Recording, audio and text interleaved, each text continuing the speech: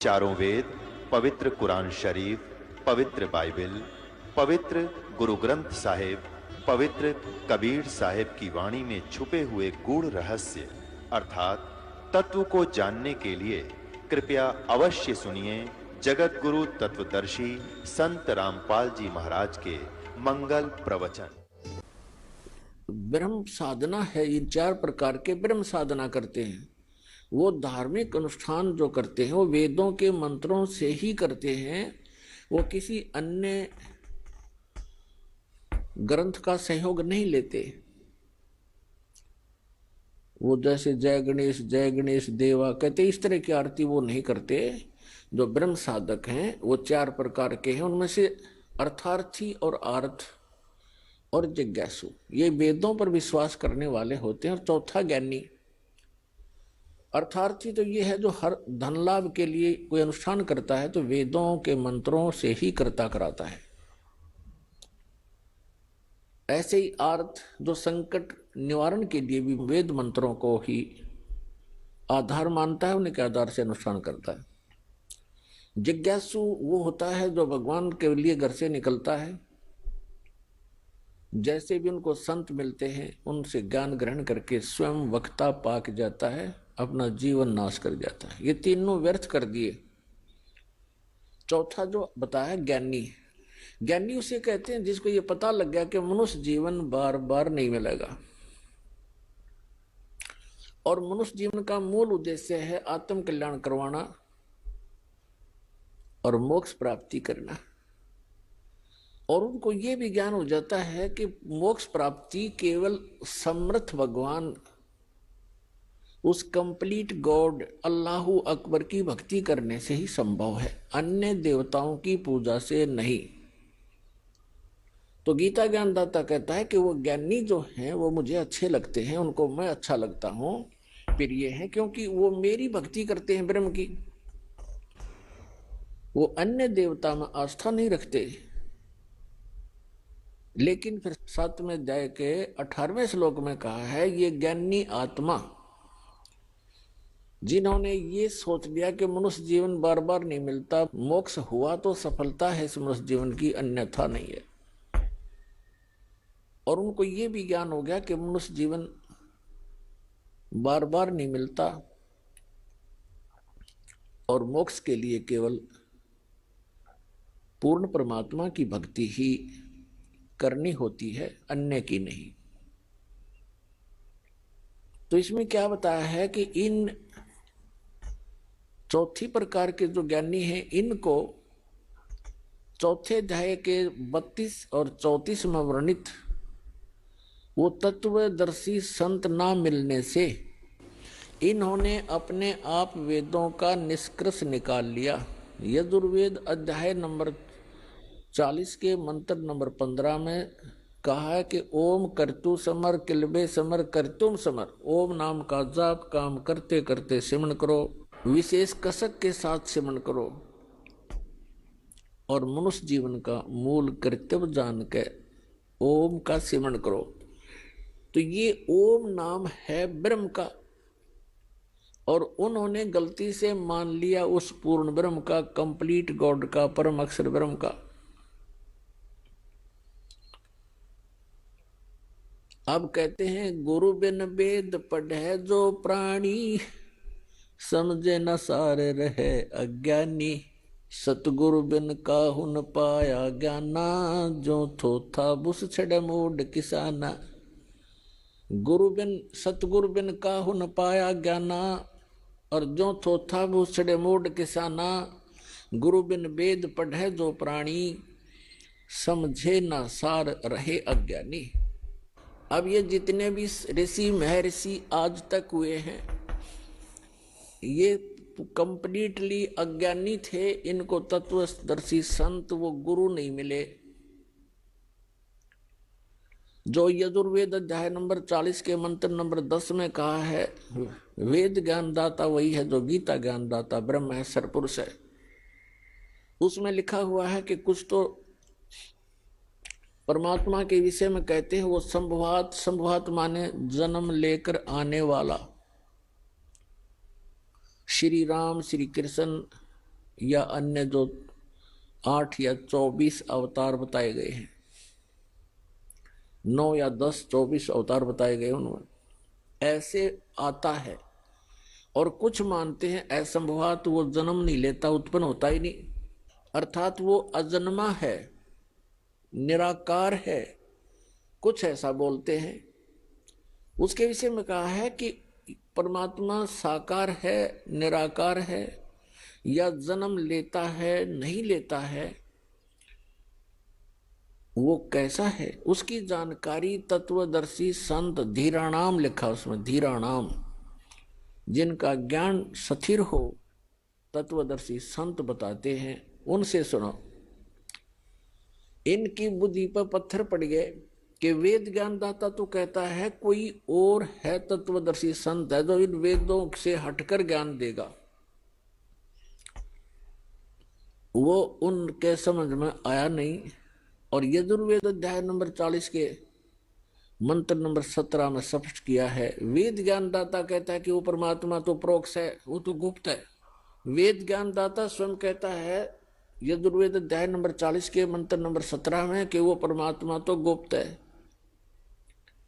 वो तो प्रोक्ष है, ऊपर रहता है। और मैं ब्रह्म हूं, मेरा ओम नाम है, और मैं खम ब्रह्म, अहम ओम खम ब्रह्म, मैं ब्रह्म, खम माने दिव्य आकाश रूपी ब्रह्म लोक में वहां रहता हूं, मेरा ओम नाम है। तो पुण्यात्मा, इसलिए परमेश्वर ने कहा अपने सूक्ष्म वेद में, भाई गुरु बिन काहू न पाया ज्ञाना, जो थोथा बुस छड़े मूड किसाना, गुरु बिन वेद पढ़े जो प्राणी, समझे न सार रहे अज्ञानी। तो ये सभी अज्ञानी थे आज तक के जितने ऋषि महर्षि मंडलेश्वर, केवल उन महापुरुषों को छोड़कर जिनको परमात्मा प्राप्त हुआ। और परमात्मा उनके प्रयत्न से प्राप्त नहीं हुआ, वो अपने विधान अनुसार स्वयं ही आता है। जैसे ऋग्वेद मंडल नंबर 9 सूक्त 86 के मंत्र 26 और 27 में, ऋग्वेद मंडल नंबर 9 सूक्त 82 मंत्र 1, 2, 3 में, ऋग्वेद मंडल नंबर 9 सूक्त 54 के मंत्र 3 में, ऋग्वेद मंडल नंबर 9 सूक्त 20 मंत्र 1 में, ऋग्वेद मंडल नंबर 9 सूक्त 96 मंत्र 16 से लेकर 20 में, ऋग्वेद मंडल नंबर 9 सूक्त 94 94 के मंत्र 1 में, ऋग्वेद मंडल नंबर 9 सूक्त 95 के मंत्र नंबर 2 में, ऋग्वेद मंडल नंबर 9 सूक्त 1 मंत्र 8 और 9 में, और भी अनेकों स्थानों पर परमात्मा की महिमा लिखी है कि वो कबीर देव परमात्मा, वो परम अक्षर ब्रह्म है, सर्व उत्पादक है, सब आत्माओं का सर्जन करने वाला भी वही है, और सभी ब्रह्मांडों का सर्जनहार वही है। और वो ऊपर के लोक में रहता है, ऊपर के लोकों में रहता है, सबसे ऊपर के लोक में रहता है, वहां से गति करके आता, अच्छी आत्माओं को मिलता है, उनको उपदेश देता, तत्व ज्ञान सुनाता है, और वो कवियों की तरह आचरण करता है, और अपने मुख कमल से ऊंचे स्वर में बोल बोल के ये तत्व ज्ञान की अमर वाणी लोकोक्तियों के माध्यम से, कविताओं के माध्यम से, शब्दावलियों के माध्यम से बोल बोल कर सुनाता है। वो कवियों की तरह आचरण करता है, और एक प्रसिद्ध कवि की भी उपाधि प्राप्त करता है। लोग कविताओं से बोलने के कारण, कविताओं के माध्यम से, दोहों शब्दावलियों के माध्यम से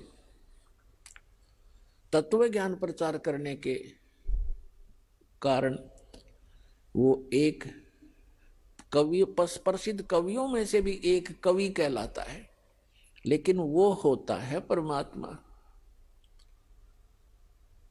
तो पुण्यात्माओं, इस विधान अनुसार वो परमात्मा अच्छी आत्माओं को मिले, उनको अपने से परिचित कराया, सचखंड लेकर गए सतलोक में, जहां भगवान रहता, जहां हम रहा करते थे, और फिर वहां से वापस छोड़ा। उन महापुरुषों ने फिर परमात्मा का आंखों देखा हाल बताया। उनमें से कौन कौन है वो पुण्य भागी? आदरणीय धर्मदास साहिब जी, आदरणीय मलुकदास साहिब जी, आदरणीय नानक साहिब जी जो सिख धर्म के प्रवर्तक हैं, आदरणीय दादू साहिब जी, आदरणीय गरीबदास साहिब जी गांव छुड़ानी जिला झज्जर हरियाणा वाले, आदरणीय घीसा दास जी गांव खेखड़ा जिला मेरठ उत्तर प्रदेश वाले, और आदरणीय रामानंद जी काशी वाले। इन महापुरुषों के बारे में दास को जानकारी है और भी बहुत से महापुरुषों को परमात्मा मिले। इन्होंने परमात्मा को जाना और फिर उनका परमात्मा कबीर है, काशी में आए थे धानक रूप जुलाहे रूप में, वही मालिक है। इस नाम इस ये एफिडेविट दिए उन्होंने अपनी अमृतवाणी में। आदरणीय गरीबदास साहिब जी ने कहा है, हम सुल्तानी नानक तारे दादू को उपदेश दिया, जात जुलाहा भेद न पाया वो काशी महे कबीर हुआ। गरीबदास जी ने निष्कर्ष निकाल कर दे दिया कि मैं इंक्लूडिंग मी, गरीबदास जी कहते हैं, हम सुल्तानी अब्राहिम सुल्तान अधम नाम के एक मुसलमान राजा थे। हम सुल्तानी नानक तारे और दादू को उपदेश दिया, वो जात जुलाहा भेद नहीं पाया, काशी माए कबीर हुआ। अनंत कोट ब्रह्मांड का एक रति नहीं भार, और सतगुरु पुरुष कबीर हैं वो कुल के सिरजनहार। पुण्यात्मा, परमात्मा की कथा को ये सत्यनारायण कथा है। सत्यनारायण का अर्थ है अविनाशी भगवान की कथा, उसकी जानकारी, उसकी महिमा के, उसके गुणगान। श्री विष्णु जी सत्यनारायण नहीं है, ये अविनाशी परमात्मा नहीं है। श्रीमद देवी भागवत के तीसरे स्कंद में 123 पृष्ठ पर गीता प्रेस गोरखपुर से प्रकाशित सचित्र मोटा टाइप केवल हिंदी में विष्णु जी स्वयं स्वीकार करते हैं कि मैं, ब्रह्मा और शंकर, हम तीनों अविनाशी नहीं है, हम नित्य नहीं है। हमारा तो आविर्भाव अर्थात जन्म और तिरोभाव माने मृत्यु, हमारा तो जन्म और मृत्यु होता है। तो पुण्यात्मा, आप ये सत्यनारायण कथा सुन रहे हो, विश्व में एक सत्यनारायण कथा आपको इस सतलोक आश्रम के अतिरिक्त कहीं नहीं मिलेगी। सत्यनारायण की कथा सत्संग कहलाता है, यानी सच्चे भगवान की कथा, उसका कंप्लीट स्पिरिचुअल नॉलेज, इसको सत्संग कहते हैं। और ये विश्व में किसी के पास नहीं है। तो सौभाग्य आपका जो परमात्मा के कितने प्यारी आत्मा हो आप, जिनके लिए युगों से भटक रहे हैं वो परमपिता कहते हैं, गोता मारूं स्वर्ग में जा बैठूं पाताल, और गरीबदास ढूंढता फिरूं अपने हीरे मोती लाल। गरीबदास जी को परमात्मा मिले और उनको बताया, बच्चा मैं तो अपने हीरे मोती लालों को खोजता फिर रहा हूं। एक बार भी जो परमात्मा की शरण में आ गए किसी भी युग में,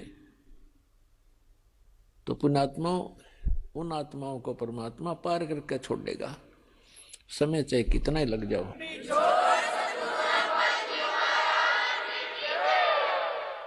जो जन मेरी शरण है ताका हूं मैं दास, और गेल गेल लाग्या फिरूं जब तक धरती आकाश। कहते एक बार जो मेरी शरण में आ गया और मेरे परम संत से नाम लेकर के भक्ति प्रारंभ कर दी, फिर वो चाहे विचलित भी हो गया,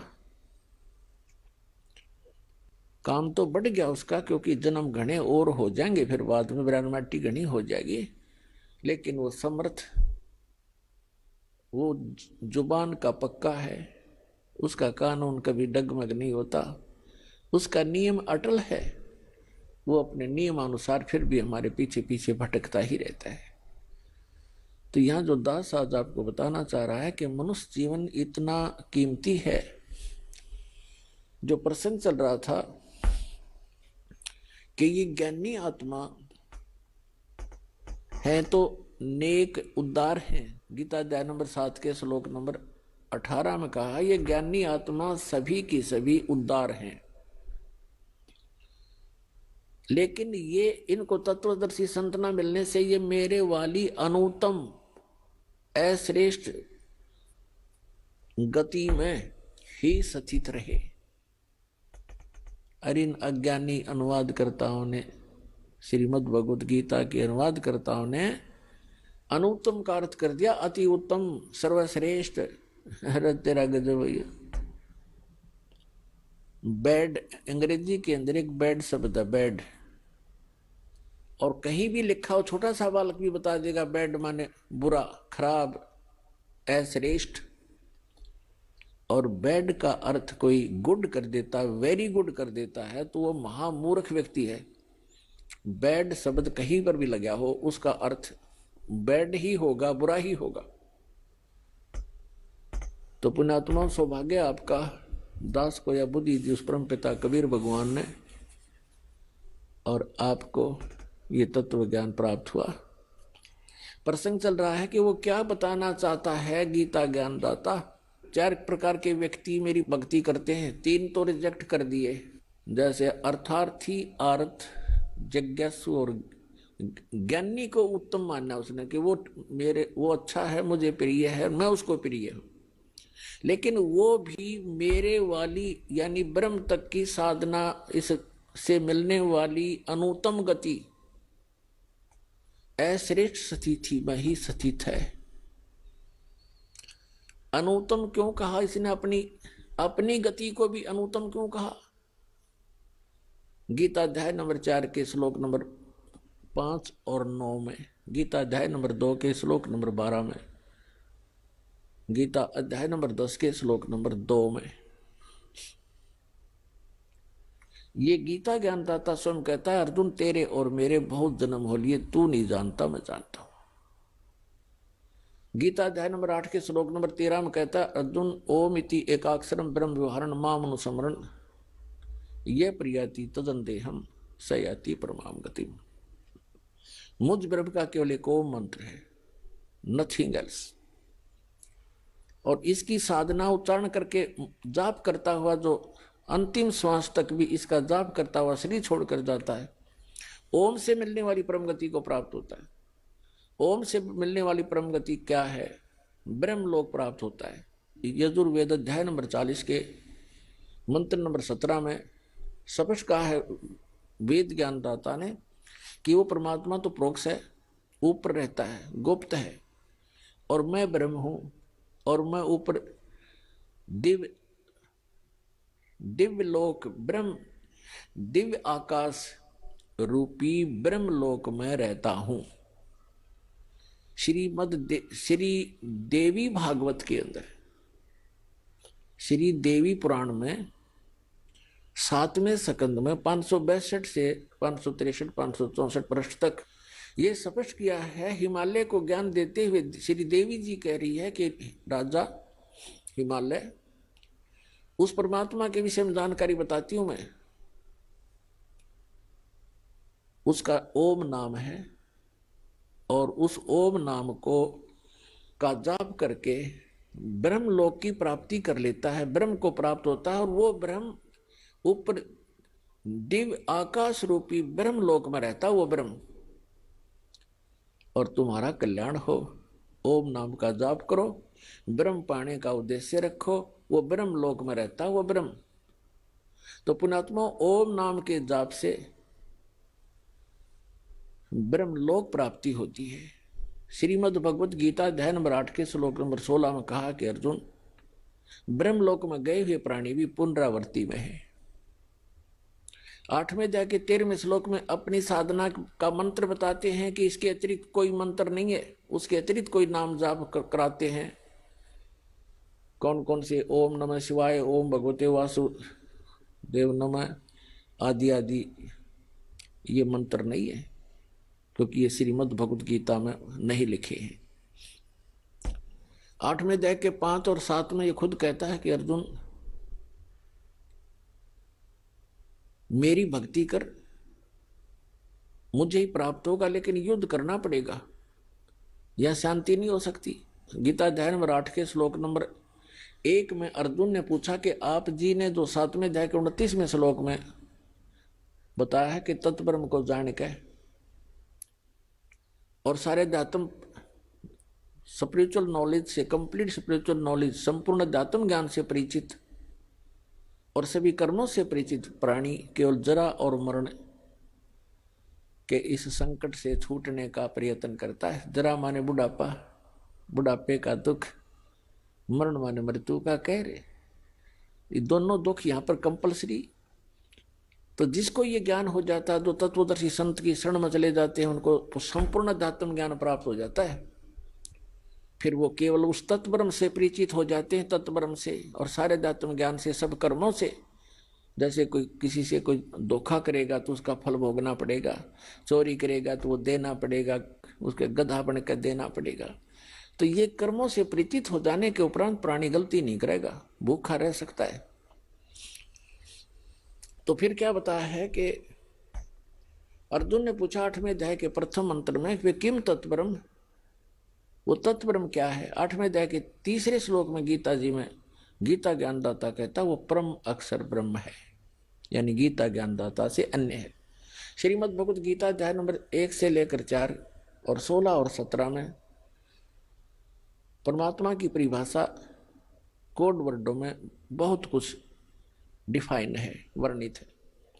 उल्टा लटका हुआ संसार रूपी वृक्ष है, ऊपर को जड़ तो पूर्ण परमात्मा है, उसका तना अक्षर पुरुष है, उसमें से एक मोटी डार निकलती है, वो सरपुरुष जानो, और उसकी 3 शाखा है, वो रजगुण ब्रह्मा, सतगुण विष्णु, तमगुण शिव जी और पात रूप संसार।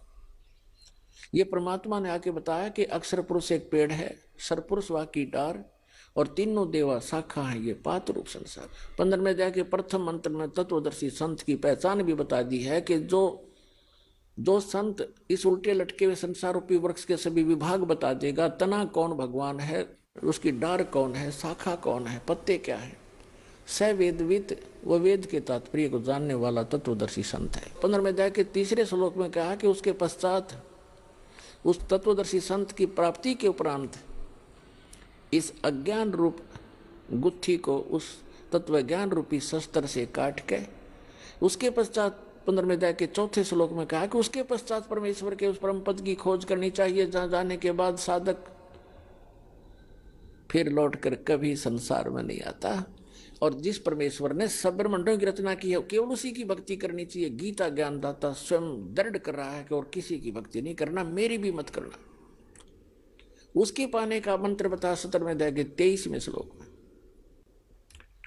गीता जी में, ओम तत्सत इति निर्देश ब्रह्मण त्रिवेद समर्थ ब्राह्मणा तेन वेदा च यगा च विहिता पुरा, कि उस सच्चिदानंद घन ब्रह्म की यानी परम अक्षर ब्रह्म के पाने के 3 मंत्र के जाप का निर्देश है। निर्देश mean final direction, nothing else. 18वें अध्याय के 62वें श्लोक में कहा कि अर्जुन तू सर्वभाव से उस परमेश्वर की शरण में जा, उसकी कृपा से तू परम शांति को और सनातन परम धाम को प्राप्त होगा, शाश्वत स्थान को प्राप्त होगा, जहां जाने के बाद फिर कभी मृत्यु नहीं होती। श्रीमद् भगवद गीता अध्याय नंबर 8 के श्लोक नंबर 5 और 7 में तो अपनी साधना बताता है कि मेरी भक्ति कर मुझे प्राप्त होगा, युद्ध करना पड़ेगा, और युद्ध करना है वहां शांति नहीं। फिर गीता अध्याय नंबर 8 के श्लोक नंबर 8, 9, 10 में स्पष्ट कर दिया है कि जो उसकी भक्ति करता है, उस परम अक्षर ब्रह्म की भक्ति करता था, तो दर्शी संत की शरण में जाकर उसको प्राप्त होता है। अंत समय में भक्ति के बल से, इस भक्ति की कमाई से फिर 18वें अध्याय के 66वें श्लोक में निर्णायक ज्ञान दे दिया है। उसमें कह दिया कि सर्वधर्मान परित्यज माम एकम शरणम व्रज अहम तवा सर्व पापेभ्यः मोक्षामि मा शुच। गीता ज्ञानदाता कहता है कि यदि तूने उस परमेश्वर की शरण में जाना है, जाने के बाद फिर लौट कर नहीं आना है, शाश्वत स्थान को प्राप्त करना है, तो मेरे सत्र की जितनी पूजा है वो मुझे छोड़ दे। ओम नाम का जाप ये 500 यज्ञ हम इस काल के सत्र की करते हैं, ताकि इसका ऋण देकर इसके यहाँ का, क्योंकि हम इसके होटल में रह रहे हैं, इसका कर्जा हम पर चढ़ रहा है। अब पहले हम क्या गलती करते रहे, ऋषि बनकर ओम नाम का जाप करते, यज्ञ करते कराते हम ब्रह्मलोक में चले जाते। वहाँ इसका होटल है, वहाँ 25% चार्ज लेता, हमारे से सुविधा सारी दे देता, नाचने गाने सारे गंदे कर्म जो कहीं पृथ्वी पर ना उपलब्ध हो वहाँ होते हैं, और उसको ये स्वर्ग कहा करते, महास्वर्ग। हम अपनी पूंजी को वहाँ नाश करके और फिर पाप भी भोगते, और फिर 83 लाख योनियों भोगते, और यही धक्के खाते रहे। अब हम इस पूंजी को नष्ट नहीं करेंगे, अपनी जो भक्ति करें, हम इसको दे देंगे ब्रह्म को। इस श्वास के सतनाम में दो अक्षर का मंत्र है, एक ओम है, एक तत्, और सार नाम के अंदर फिर ये तीनों इकट्ठे हो जाते हैं। तो हम जो ओम नाम के जाप की कमाई इसको दे देंगे, ये ब्रह्म की है। ये स्वयं भी कहता 18वें अध्याय के 66वें श्लोक में, सर्वधर्मान परित्यज माम एकम शरणम व्रज। मेरे सतर के सभी पूजाएं, जो मेरे सतर की भक्ति है, वो धन मुझे दे दे, नू का नू, फिर मैं तुझे सब पापों से मुक्त कर दूंगा, और फिर तू उसकी शरण में जा, मुझे कोई ऑब्जेक्शन नहीं। अब जैसे हमने किसी का कर्ज ले रखा हो और वो कहेगा भाई तुझे जब छोड़ूंगा जो मेरा कर्ज दे देगा, तो हम इसका कर्ज दे देंगे, छोड़ेगा, छोड़ना पड़ेगा इसको। तो स्वयं भी अपना वायदा करता है। तो इसके सतर की जो भक्ति है, हम त्रिकुटी पर जाकर परमात्मा आपके साथ होगा इस दास के रूप में, और आपके सारे अकाउंट कराएगा।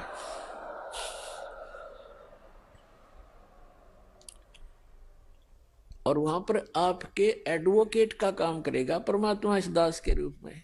और ये सारे मंत्र बोल बोल सुनाओगा वहां जाकर धर्मराज के दरबार में कि लो जी, आपके विधान में है सर्वधर्मान परित्यज माम एकम शरणम व्रज, उसके सतर की ये पूंजी पकड़ो। फिर वो बोलते नहीं, उनको वो विवश होकर के वह पूंजी जमा करनी पड़ती है, क्योंकि लीगल एडवाइजर साथ होता है, वो होता है भगवान खुद ही, और उनको मालूम हो जाता है। तो इस प्रकार पुण्यात्माओं, किसी भी ऑफिस में आप जाते हो और आपका एडवोकेट साथ हो, तो वो आधे वैसे डिप्रेस हो जाते हैं कि जानकार आदमी है, बको अटपट करोगे तो तुम्हारी फिर बात बिगड़ जाएगी। तो इसलिए गुरु की आवश्यकता आपको अंतिम श्वास तक पड़ेगी। और गुरु पूरा हो, पूरा गुरु हो, उस परमात्मा से परिचित हो, उसका कृपा पात्र हो, तो वो दास है इस पृथ्वी पर आज के दिन। और ये अपना डगमग ना होना। तो प्रसंग चल रहा था, वहीं आते हैं फिर 8वें अध्याय के 8, 9, 10 में कहा कि उस भक्ति के बल से तू उस परमात्मा की शरण में, जो उसकी भक्ति करता उसके पास चला जाएगा। और 8वें अध्याय के 5 और 7 में कहा कि मेरी भक्ति करेगा तो मुझे प्राप्त होगा, इसमें कोई शंका नहीं। अपन आत्मा जो प्रसंग चल रहा था, हम फिर आते हैं 7वें अध्याय के 18वें श्लोक में गीता जी में। इसमें इसने बताया कि मेरी साधना जो करते हैं वो भी अनुत्तम घटिया गति में सचित हैं। कैसे हैं? जैसे एक चुनक नाम के ऋषि थे, वो ज्ञानी आत्मा थे, घर त्याग दिया, बाल बच्चे त्याग दिए और वेदों को पढ़ा, यही मार खा गए, इनको गुरु नहीं मिले। और परमात्मा आए, जैसे कबीर परमात्मा थे और सिंपल भाषा बोला करते, और ये संस्कृत के ज्ञाता थे, मात्राओं मोड़ दे रहे कि कबीर साहब ने तो शुद्ध उच्चारण भी नहीं आता, कबीर साहब संस्कृत नहीं जानते। रस भाषा का काम तो अपने विचारों को दूसरे तक पहुंचाने का है, चाहे वो मात्रा गलत भी हो और चाहे उच्चारण गलत भी हो। समझ जाता आदमी, जब बुद्धिमान होगा संकेत समझ लेते। उसके उनके पास पावर थी। जैसे एक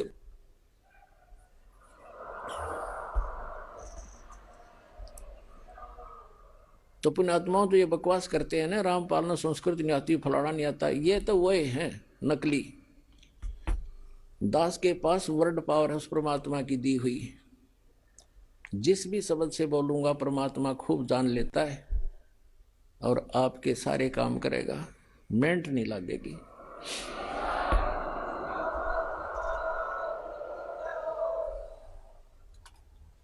तो कहने का भाव दास का जो है वो इस, तो इनके वो शणुक नाम का एक ऋषि था, उसका यह बात समझ में ना आई, क्योंकि उनको गुरु नहीं मिला। और गुरु मिले, कहते चारों युग में मेरे संत पुकारे, और कोक कहा हम हेल रे, हीरे माणिक मोती बरसे, ये जग चुगता ढेल रे। परमात्मा कहते हैं हम चारों युग में आका आवाज लगाई, जगह जगह खड़े होकर चौराहों पर, और कहते हैं अब हम तत्व ज्ञान रूपी और सत भक्ति सतमंत्र रूपी लालों की वर्षा कर रहे हैं। लेकिन ये भोली आत्मा लालों को ठोकर मार के और कौड़ी इकट्ठी करने में, कंकर पत्थर इकट्ठे करने में लगे हुए हैं, जो इनको कोई मूल्य नहीं देंगे। कहते हैं पर भी लेन जात है दुनिया, हमरा ज्ञान किने ना सुनिया। ये जाते हैं वो तालाब में नहाने के लिए, पर भी लेने के लिए है। और वहां हमने देखे, ये एक जींद के पास में पिंडारा गांव है, पिंडारा, और उसमें एक जोड़ है तालाब, और उसमें नहाने जाते हैं कल्याण के लिए। वहां देखा हमने ऐसा जल उसका गर्मियों में, उसमें गधा भी ना बढ़े। अरे ये श्रद्धालु उसमें लौटे, थोड़ा सा पानी लेके न्यू न्यू करें, वो पानी घना था नहीं, सारे नु ला के कल्याण हो जाएगा, क्योंकि मोक्ष के लिए भटक रही है आत्मा। तो परमात्मा कहते हैं पर भी लेन जात है दुनिया, हमरा ज्ञान किन्हें ना सुनिया। तो परमात्मा के बताया करते, तो वो इनके गले उतरा नहीं। मनु जी का, वशिष्ठ जी का, इनका जो ऋषि पाक रहे थे, संस्कृत भाषा शुद्ध जाने थे, और भगवान आने बताने आए थे। चारों युग में आए मालिक। कहते हैं सतयुग में सत सुकृत कह टेरा, त्रेता नाम मुनिंदर मेरा, द्वापर में करुणा में कलाया, और कलयुग नाम कबीर धराया। चारों युग में हम आए। सतयुग में सत सुकृत नाम था परम पिता का, त्रेता में मुनिंदर ऋषि नाम से आए और समझाने की चेष्टा की, लेकिन इन संस्कृत के ज्ञाताओं ने मात्राओं में उलझे हुए है, इन अज्ञानियों ने उस लाल को पहचाना नहीं।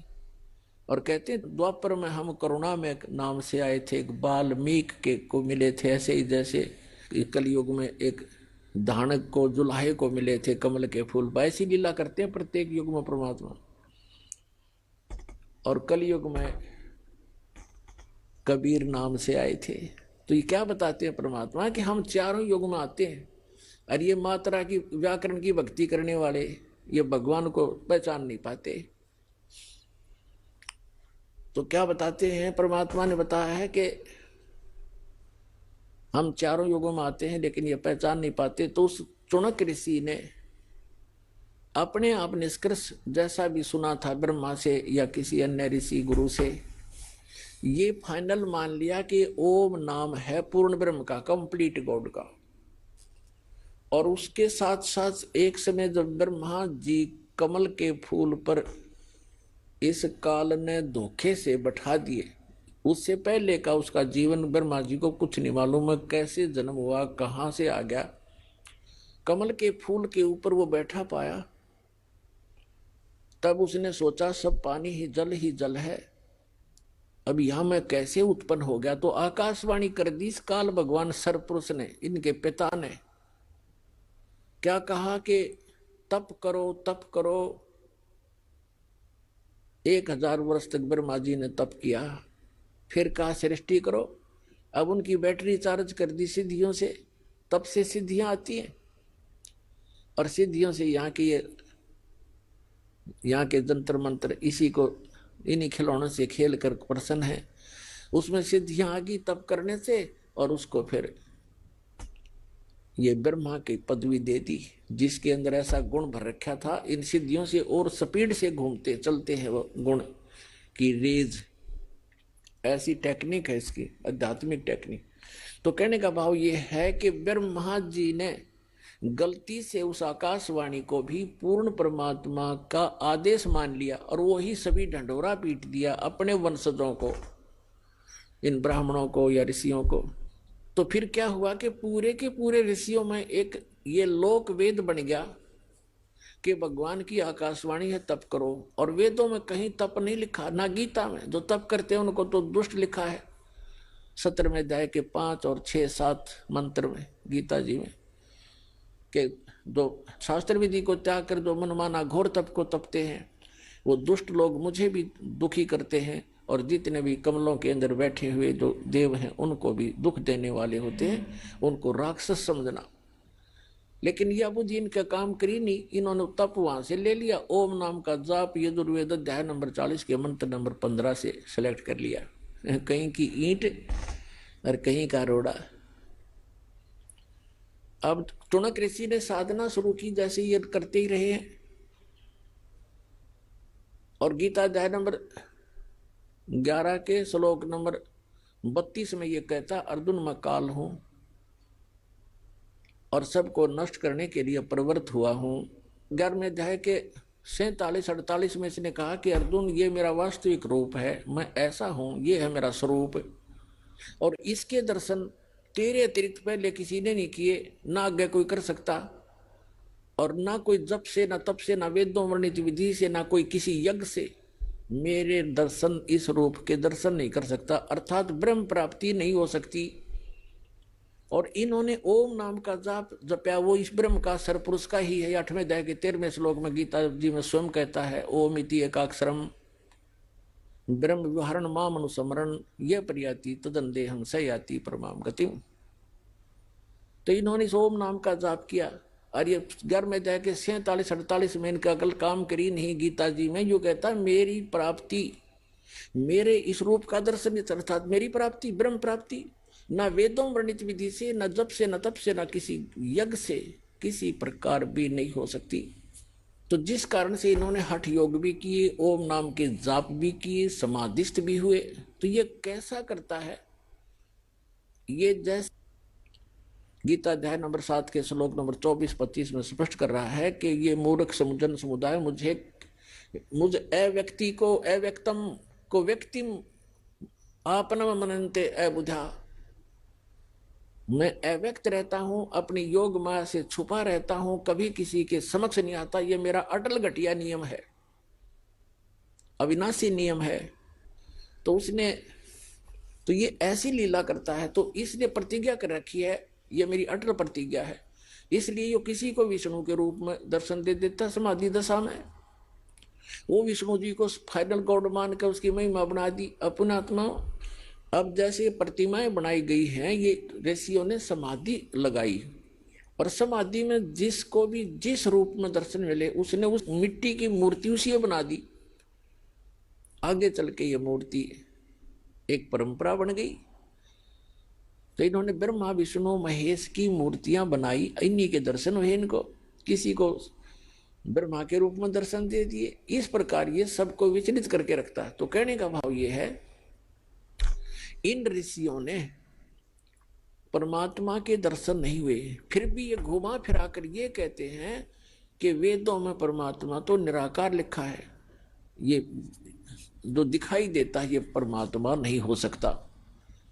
एक तरफ श्री विष्णु जी को कंप्लीट गॉड भी मानते हैं, फिर बुद्धि विचलित होने से कोई इनको कहता है कि नहीं भगवान तो दिखाई थोड़ा ही देता है, वो तो निराकार है, प्रकाश ही प्रकाश है, सहस्रार कमल में जाकर देखो वो तो प्रकाश ही प्रकाश दिखाई देता है, 1000 ज्योतियां दिखती हैं।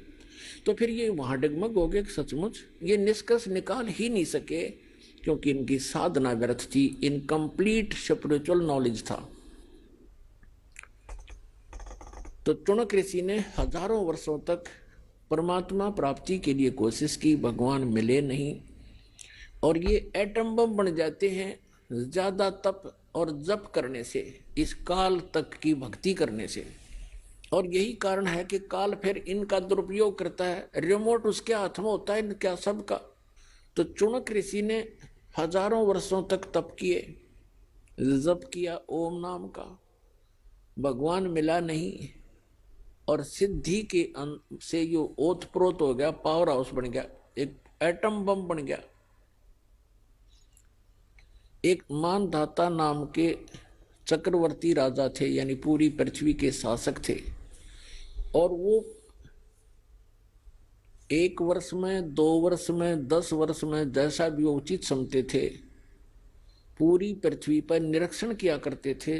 चक्रवर्ती राजा करता था कि किसी अन्य भूभाग के भूपति को, यानी छोटे राजा को, मेरी पराधीनता अस्वीकार तो नहीं होगी है। तो उसके लिए वो क्या करते थे, एक राजा का पर्सनल हॉर्स होता था, अपना घोड़ा निजी, उसके गले में एक पंपलेट लगा दिया करते थे। उसके साथ सैकड़ों हजारों की संख्या में सैनिक चल पड़ते थे। राजा का घोड़ा प्रत्येक छोटे राजाओं के राज्य में से गुजरता जाता था। उसके ऊपर लिखा होता था उस पंपलेट पर कि राजा मानधाता चक्रवर्ती का घोड़ा है, राजा के पास 72 अक्षौणी सेना है। अक्षौणी का वैसे उसका अलग से डिटेल होती है, लेकिन हम सिंपल सा मानकर चलते हैं, 72 करोड़ मानकर चलो। राजा के पास 72 करोड़ सेना है, और जिस भी राजा को राजा की पराधीनता अस्वीकार हो, घोड़े को पकड़ ले और बांध ले और युद्ध के लिए तैयार हो जा। तो वो घोड़ा जब लेकर जा रहे थे सैनिक, चुनक ऋषि की कुटिया रास्ते में थी। रास्ते में चुनक ऋषि ने पूछा भी कहाँ जा रहे हो सैनिक? उन्होंने कहा बाबा जी हम कोई काम जा रहे हैं। वो चले गए। वापस जब आए तो भी उसी रास्ते से आए, वो सारी पृथ्वी पर घूम गए। उस शहर में एंट्री का वही रास्ता था उनका। उस ऋषि ने फिर पूछा भी सैनिकों कहाँ गए थे, इस घोड़ा खाली क्यों है? सब पर सवार हैं लेकिन इस घोड़े पर कोई असवार नहीं है, क्या कारण है? तब उन्होंने बताया कि ऋषि जी ऐसे ऐसे मानधाता चक्रवर्ती राजा का घोड़ा है और इसके ऊपर कोई बैठ नहीं सकता, इसके गले में लिखा है ऐसे ऐसे, और हम सारी पृथ्वी पर घूमकर आए हैं राजा के ये देखने के लिए। राजा ने एक परीक्षण किया है कि कोई उसकी पराधीनता अस्वीकार तो नहीं कर रहा है, हम ऐसे गए थे। तो उस ऋषि ने देखो रिमोट काल के हाथ में बम बना लिया। पहले तो गलत साधना करवा के चुनक ऋषि से, रिमोट उसके हाथ में। अब ये मन कौन है? ये मन एलिमेंट है, उस काल का एक अंश है, आत्मा उस दयाल की अंश है। अब देखो ऋषि के मन में उसने रिमोट से ऑन कर दिया, ऋषि के मन में आ गया कि राजा तो अपने आप को बड़ा अहंकारी हो गया है, इसको इतना अभिमान हो गया, इसका अभिमान ठीक करना चाहिए। अब ऋषि ने कहा कि सैनिकों, यदि मैं तुम्हारे राजा का युद्ध स्वीकार कर लूं तो क्या हो? तो सैनिक ही होते हैं, सूरवीर होते हैं, उनके बोलने की शैली भी कड़क होती है। वो कहने लगे रे कंगले, तेरे दाने खाने को नहीं, अपनी जपले माला चुप करके हैं, और युद्ध करेगा तो मानधाता चक्रवर्ती के साथ, तेरी क्यों सामत आई है? बदले अपनी माला बदले। अब ऋषि जी का और दूना दुख हो गया कि इसके सैनिक इतने अभिमानी हैं, तो राजा तो पता नहीं क्या होगा, इसको सेट करता हूं। तो चुनक ऋषि ने कहा कि भाई मैंने स्वीकार कर लिया तुम्हारे चक्रवर्ती राजा का युद्ध, और इस घोड़े ने बांध दो मेरी कुटिया के इस पेड़ के। अब वो सैनिक तो तैयार बैठे थे, बांध दिया घोड़ा तुरंत। अभी आए ऋषि जी, हम एक आज्ञा ले आते हैं राजा की। अब राजा को जाकर बताया कि ऐसे ऐसे एक चुनक नाम के ऋषि ने आपका युद्ध स्वीकार कर लिया। राजन, मंत्री सलाहकार होते हैं, वो कहते हैं देखो आज एक आदमी की हिम्मत, एक ने सिर उठाया है राजन, कल न कोई और भी बकवाद कर देगा, धीरे धीरे क्रांति आ जाएगी। और कहते हैं बुराई को शुरुआत में ही नष्ट कर देना चाहिए। तो राजा ने कहा ठीक है जाओ। तो राजा ने अपनी सेना की 3 विभाग कर दिए, 3 बटालियन बना दी, और एक टुकड़ी में 18 करोड़ सेना भेज दी एक ऋषि को मारने के लिए। उधर से उस काल के पुजारी ने, चुनक ऋषि ने, ब्रह्म के साधक ने सारे जीवन में जो डले ढोए थे उसकी 4 पुतली बना ली, 4 परमाणु बम बना लिए वचन से। पुणात्माओं, जो आध्यात्मिक मार्ग है, जो साधना ऋषि करते हैं, ये भगवान से ही कुछ पावर कलेक्ट कर लेते हैं। और वो तो समर्थ है जिसके वचन से सारे ब्रह्मांड चल रहे, सब जीव बन गए, सब पशु पक्षी बन गए, बन रहे हैं, उसी तरह क्रिया कर रहे हैं। वो तो उसके वचन की शक्ति से, और उसी में से थोड़ी सी सिद्धि यानी हल्दी की गांठ प्राप्त करके ये मनुष्य भगवान बन बैठता है। तो चुनक ऋषि ने उस सारे जीवन में जो डले डोए थे, जो कंकर पत्थर इकट्ठे करे थे सिद्धियों के, उसकी 4 पुतली बना दी, 4 एटम बम बना दिए, परमाणु बम। एक पुतली छोड़ दी, उसके इतने टुकड़े हो गए एक पुतली के, और उस 18 करोड़ सेना का सेकंडों मिनटों के हिसाब में नाश कर दिया, कत्लेआम कर डाला। राजा ने दूसरी टुकड़ी भेज दी, ऋषि ने अपना दूसरा परमाणु छोड़ दिया, 72 करोड़ सेना का नाश कर दिया उस काल के पुजारी ने। अब गीता अध्याय नंबर 7 के श्लोक नंबर 18 में गीता ज्ञानदाता कहता है, ये ज्ञानी आत्मा है तो उदार अच्छी आत्मा है, चले थे भगवान पाने के लिए, लेकिन ये मेरे वाली अनुतम अटल अटल अनुतम यानी मेरे वाली ही अनुतमाम अति घटिया गति में स्थित रहे। अब देखो, चुनक ऋषि ने 72 करोड़ सेना का नाश कर दिया। आइए अब हम उन श्रद्धालुओं के अनुभव जानते हैं जो जगत गुरु तत्वदर्शी संत रामपाल जी महाराज जी से दीक्षा प्राप्त कर चुके हैं तथा उनके द्वारा बताए गए भक्ति मार्ग पर चल रहे हैं। नमस्कार जी। नमस्कार सर। क्या नाम है बहन जी आपका? सर मेरा नाम नेहा यादव है। बहन जी आप कहाँ से आई हैं? सर वैसे तो मैं अभी नारनौल में रह रही हूँ, लेकिन बेसिकली मैं रेवाड़ी गांव गोलिया की से हूँ, रेवाड़ी डिस्ट्रिक्ट से, जो हरियाणा में पड़ता है। बहन जी संत रामपाल जी महाराज से कब जुड़े आप? सर संत रामपाल जी महाराज से मैं 13 जुलाई 2005 को जुड़ी थी, और उससे पहले मेरी मम्मी 22 मई 2005 को जुड़ी थी। बहन जी संत रामपाल जी महाराज से जुड़ने से पहले क्या आप कोई भक्ति साधना भी करती थी? जी सर बिल्कुल, हम संत रामपाल जी महाराज के जुड़ने से पहले आम जो साधना होती है वही साधना हम भी करते थे, देवी देवताओं की पूजा करते थे। तो फिर क्या कारण बना कि आप संत रामपाल जी महाराज की शरण में आए? एक्चुअली सर मेरी मम्मा बहुत बीमार रहती थी, और मेरे पापा जी के एक दोस्त थे, वो हमारे घर पे आए और उन्होंने बताया कि मैं भी बहुत ज़्यादा परेशान था, क्योंकि हम उसे जानते थे कि वो वास्तव में बहुत ज़्यादा परेशान था और उसके घर में खाने के भी लाले पड़ गए थे। उसने बताया कि भाई मेरे साथ ऐसा ऐसा हुआ है, और मैं छुप के वहाँ पे रह रहा था गुड़गांव में, क्योंकि मैं बहुत ज़्यादा परेशान था, कर्जा हो गया था मुझ पर। हम उन्हें ऑलरेडी पहले से जानते थे और उनकी बीवी बहुत ज़्यादा बीमार थी। तो सर उन्होंने बताया कि मैंने संत रामपाल जी महाराज का नाम लिया है, और उनकी जो वाइफ थी वो बिल्कुल स्वस्थ हो गई थी, और उनको इतना ज़्यादा फ़ायदा हुआ, बहुत ज़्यादा फ़ायदा हुआ उनको। तो मेरी मम्मी बैठ के चर्चा सुन रही थी संत रामपाल जी महाराज की, और सुनते सुनते ही मेरी मम्मी को आराम हो गया। और मेरी मम्मी इतनी ज़्यादा दुखी थी ना, इतनी परेशान थी ना, जो जहाँ बताता था मम्मी वहीं चली जाती थी। तो मम्मी तो ये सोच रही थी कि हाँ भाई ठीक है, मैं तो वहाँ भी चली जाऊँगी, कोई दिक्कत नहीं है मुझे। तो उसने बताया कि बहन जी आप चलिए, और वहाँ पे सब सुविधा है, आपको किसी चीज़ की परेशानी नहीं, खाने की भी वहाँ पे अच्छी सुविधा है, आप वहाँ पे एक बार चल के देखो। तब हम संत रामपाल जी महाराज की शरण में गए थे।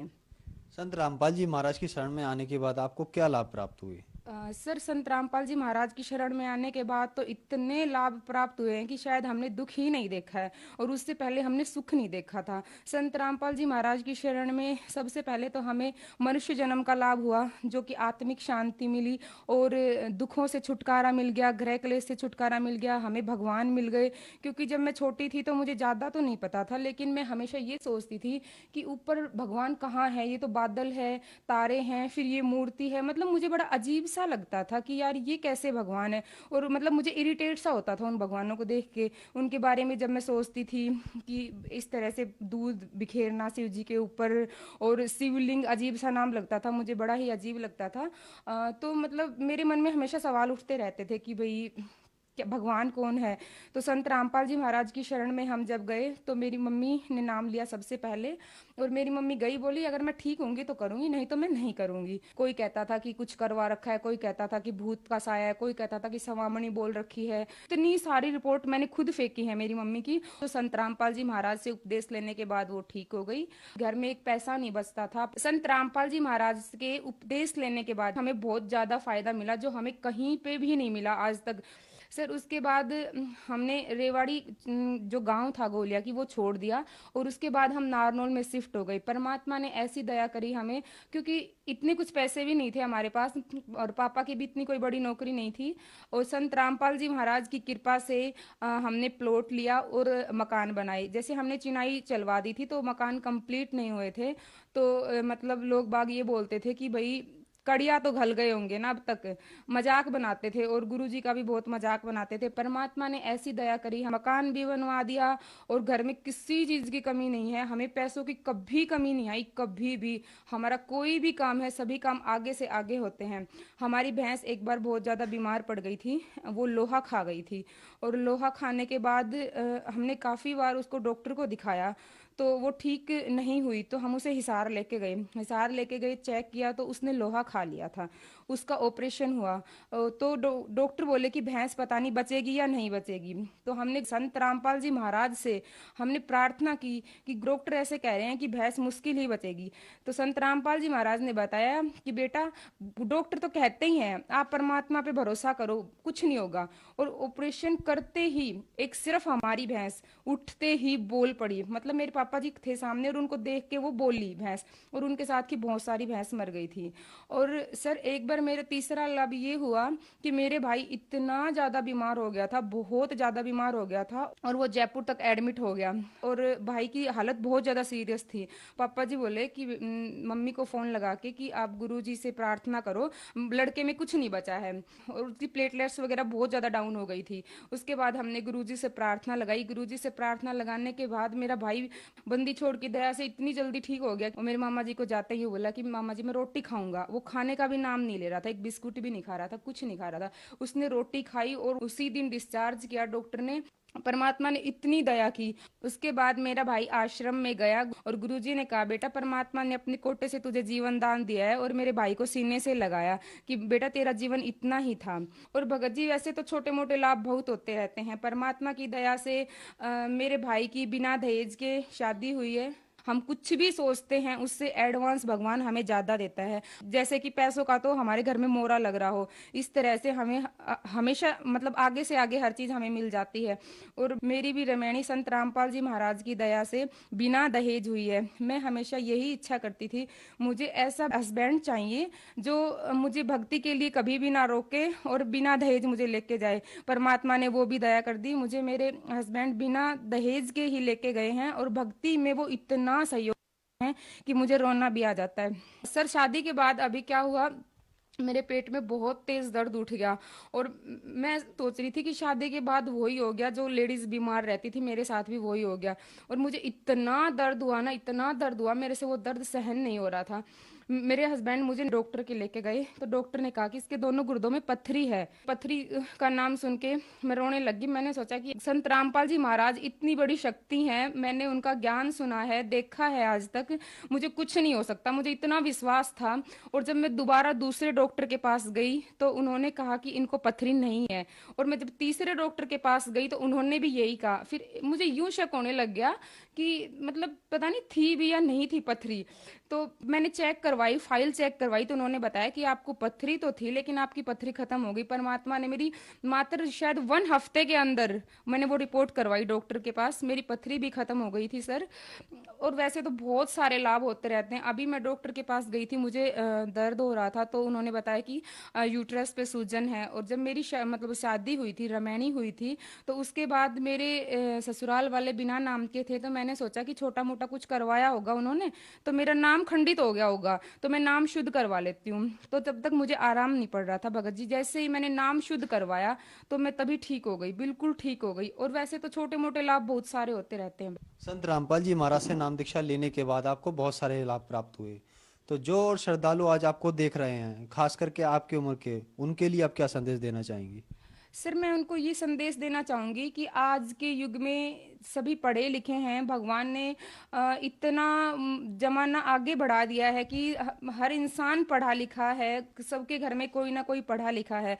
और जो संत रामपाल जी महाराज हैं वो वेदों के अनुसार, शास्त्रों के अनुसार, हिंदू धर्म के जो शास्त्र हैं, कुरान और जो मतलब सिख धर्म का और मुस्लिम धर्म का जो भी शास्त्र है, उन शास्त्रों को प्रोजेक्ट पे दिखा के ज्ञान देते हैं। और संत रामपाल जी महाराज अन्य धर्म गुरुओं की तरह कोई उवाबाई ज्ञान नहीं देते, वो शास्त्रों के अनुसार ज्ञान देते हैं। तो आप पढ़े लिखे हो, मतलब एटलीस्ट आप उनका ज्ञान सुनो। आजकल परमात्मा ने इंटरनेट का युग बनाया हुआ है, तो आप उस पे भी चेक कर सकते हो, आप टीवी पे भी सुन सकते हो। मैं तो सबसे यही प्रार्थना करूंगी कि आप संत रामपाल जी महाराज का ज्ञान सुनो और आप उनकी शरण में आओ, क्योंकि मनुष्य जन्म बार बार नहीं मिलता, मनुष्य जन्म एक बार मिलता है। तो आप मनुष्य जन्म का लाभ उठाओ। संत रामपाल जी महाराज पूर्ण गुरु हैं और वो पूर्ण परमात्मा से मिलवाते हैं, और ये शास्त्रों के आधार पर है, कोई अपने मतलब मनमानी बात नहीं है। मैं सबसे यही प्रार्थना करूंगी। बहन जी, संत रामपाल जी महाराज से नाम दीक्षा कैसे प्राप्त की जा सकती है? सर संत रामपाल जी महाराज से नाम दीक्षा प्राप्त करने के लिए www जगत गुरु संत रामपाल जी महाराज साइट पे देख सकते हैं। और जितने भी स्टेट हैं, जितने भी डिस्ट्रिक्ट है, सभी के अंदर नामदान केंद्र खुले हुए हैं। अगर फिर भी नहीं पता चलता है, संत रामपाल जी महाराज के सत्संग आते हैं और उसके नीचे एक पट्टी आती है, पट्टी के ऊपर नंबर लिखे हुए हैं, उन पे फोन करके आप पता कर सकते हैं। अपने नजदीकी सेंटर पे जाके नाम दीक्षा ले सकते हैं। धन्यवाद जी। सत साई।